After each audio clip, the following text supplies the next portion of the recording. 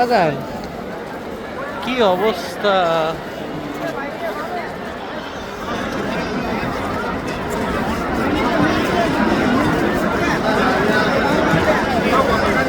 আসরের নামাজের বিরতির পর আমরা এখনই ফিরে যাবো বিজ্ঞাপন কার্যক্রমে।